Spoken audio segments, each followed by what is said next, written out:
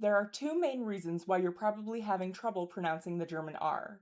The first reason is that there isn't actually only one German R sound. There are several acceptable pronunciations in Standard German. The second reason is that rhotics, or R sounds, are hard, and German is not an exception. Your tongue isn't used to making these movements, and that's okay, you need practice. In this video, I'll go over the most common pronunciations of the German R, I'll explain when you're likely to hear each one, and I'll demonstrate exactly how to produce them using this mouth model. Let's begin with R as a consonant. At the beginning of a syllable, there are three main pronunciations of the R sound you may hear in German. The first one is the uvular fricative. The second one is the uvular trill. And the third one is the alveolar trill. This one is non-standard, but it's pretty common, so we're going to go over that one too. The uvular fricative is the sound that you're going to hear most often in terms of the German R. And the uvular fricative is produced at the uvula, which is this dangly, drippy thing hanging off the back of the soft palate. And you want to raise the back of your tongue toward the uvula, leaving a tiny gap for air to flow through. When you pass air through this tiny gap, there's going to be some friction, and that friction produces the sound. When you raise the back of your tongue toward the uvula, you want to leave the tip of your tongue relaxed behind the bottom front teeth. So it sounds like this. Here are some examples using the uvular fricative. Brot, reisen, Brot, drei, brauchen, Rot, reisen, Brot, drei, brauchen.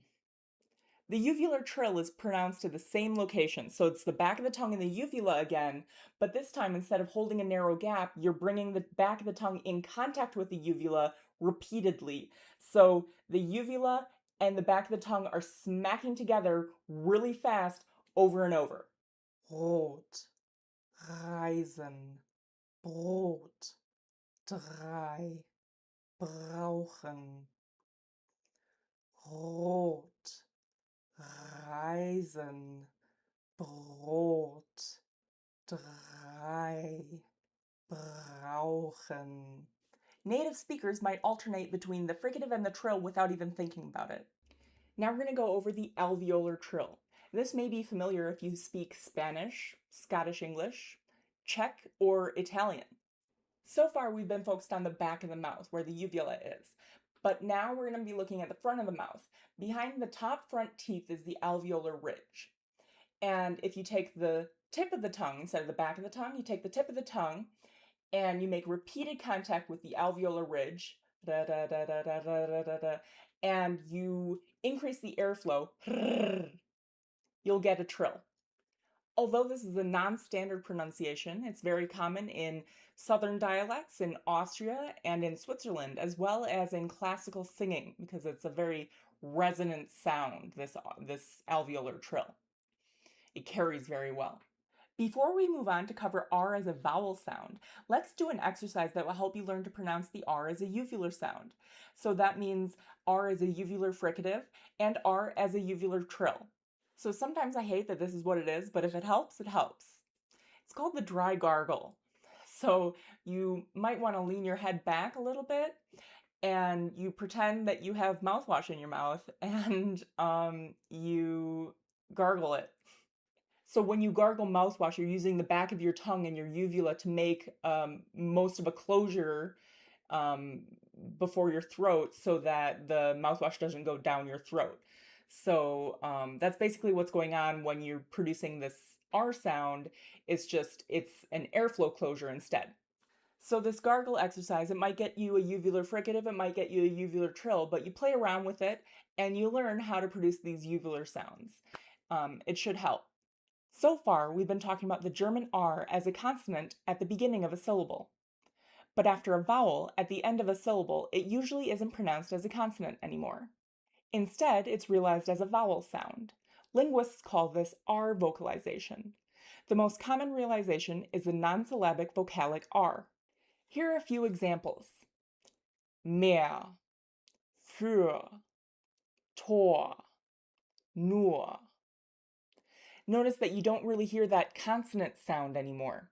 Instead, the preceding vowel glides into the short vowel sound So mehr, für, Tor, nur.